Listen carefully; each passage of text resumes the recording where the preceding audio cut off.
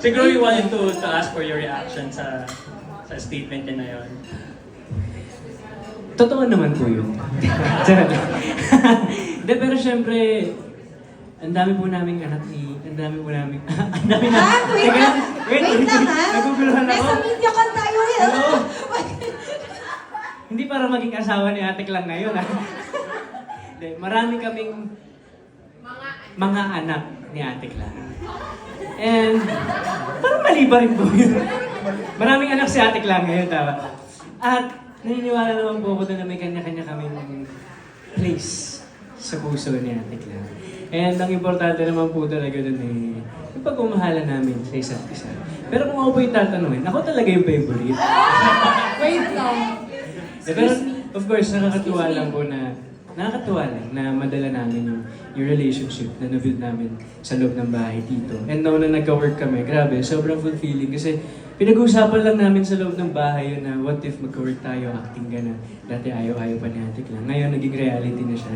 Kaya sobrang nakakataba talaga ng puso na mangyari yung mga what ifs namin sa loob ng bahay. Thank you. And in terms of relationships na nabanggit mo, ano lang yung valuable lesson? Talagang give na give din talaga si Ate Klang. Ang galing, as in, sobra. Maski si Direk Kip talagang sinasabi niya sa akin na ang galing parang naging a first timer. Talagang actor si Ate Klang ngayon. Ibang version talaga ni Ate Klang yung mapapanood nila. Thank you. Thank you so much. Well, kanina nabanggit mo naman na you felt like a big winner paglabas mo. In fact, among the housemates, nang lumabas ng PBB, ikaw yung nagkaroon ng 1 million followers additional sa Instagram. So congratulations for that.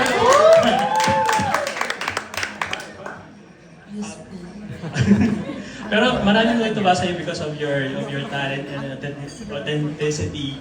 So, how do you feel na parang a lot of people root for you outside the house? It's really overwhelming po. Sa totoo lang, before pa ako pumasok sa PBB, bilang ko po sila, si Nova lang po yun. Naniniwala. Isa siya. Sabi niya mag-fan meet daw kami. Sabi ko, paano mag-fan meet? Isa ka lang. Diba? Paano natin gagawin to, Nova? Gusto mag-dinner na lang tayo, one-on-one, diba? Iba yung fan meet. Inisip ko talaga. Tapos, syempre, kahit sila Miss Ann at Miss Joy, pag sinasabihan nila ako na they believe so much in me, sometimes I really wonder why. And hindi ko alam kung bakit. And nung pumasok po ako sa loob ng bahay, sa totoo lang po, sobrang nahirapan ako magpakatotoo. Kasi natakot ako ma-judge.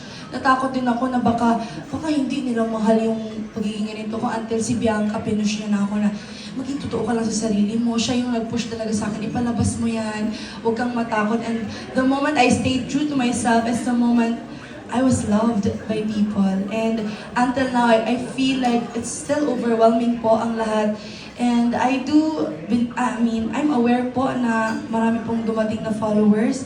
Pero more than that, I feel like I now have a greater responsibility to raise more awareness, to be more, maayos na tao. Kasi nakakatakot talaga.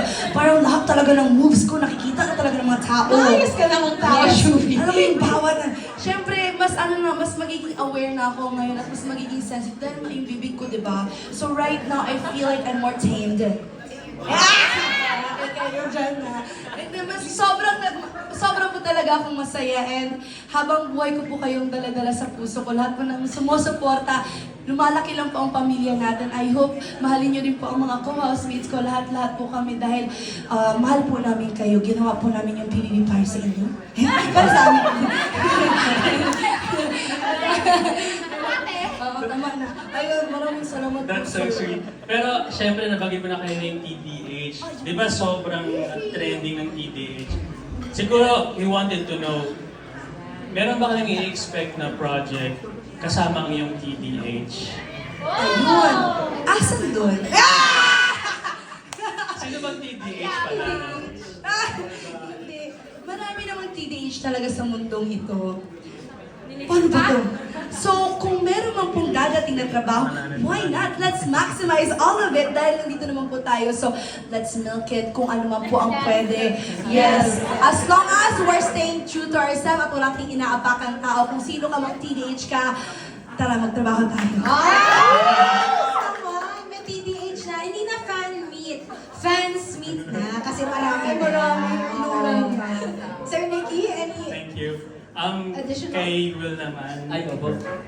Looking forward lang sa inyo rin, of course, sa show mo and also with her.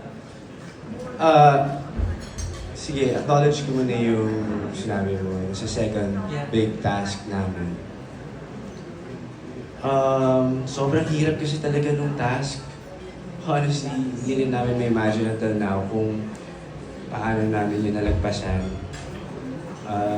Yung second task, parang 7 hours kaming nakahold sa tawag doon, sa mga cubes, mga blocks.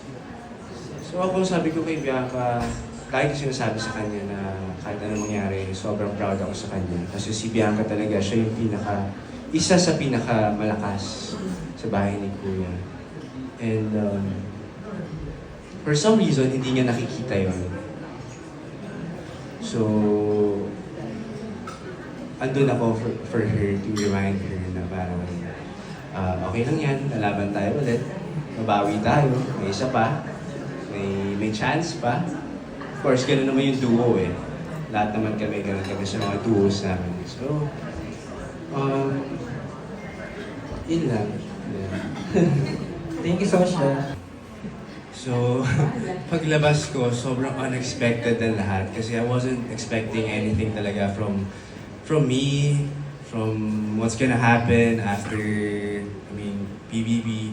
But then, ngayon, napakaswerte ko kasi dami nagmamahal sa aming lahat. And for sure, hindi namin yun in-expect lahat. And masasabi ko lang, ang laki na natulong niya sa life ko talaga. Lalo na sa business ko, sa restaurant, sa Araya. Kain kayo dun, ha? Yes! Tama yan! It's gonna change your life and your restaurant's Yeah. life. Of course, sa career ko rin. Grabe, yung drive ko sa pag-aarte, biglang umapoy.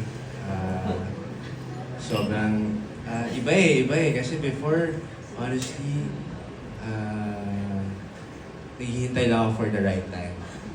So, I believe now na ito na yung right time to do the work and to make efforts and ayun, hopefully mas madaming opportunities na dumating and for sure i-grab natin yun na. Lahat. Yes, thank you so much, Dustin. Ang masasabi ko lang po talaga is, wow, thank you Lord. Kasi I've been praying for this simula po nag-start talaga ako sa showbiz. And napakalaking blessing po talaga na ganitong suporta at pagmamahal yung natatanggap ko galing sa mga tao sa outside world. Nakakatuwa po, sobrang overwhelming, talagang nakakabigla, nakakalula. But at the same time, unti-unti ko naman na po napoprocess kasi slowly pinapaintindi naman din po ng mga tao sa akin kung paano nila ako minahal, kung ano yung mga minahal nila sa akin. And nakakatuwa po na makita or maipakita yung tunay na ako sa mga tao kasi for years sobrang takot po talaga ako ipakita yung sarili ko. For years sobrang talagang merong nag-hold back sa akin para ipakita yung confidence ko. Sobrang introvert po talaga ako. Kaya nakakatuwa na makita na natanggap ako ng tao sa totoong ako, sa totoong personal. Mika?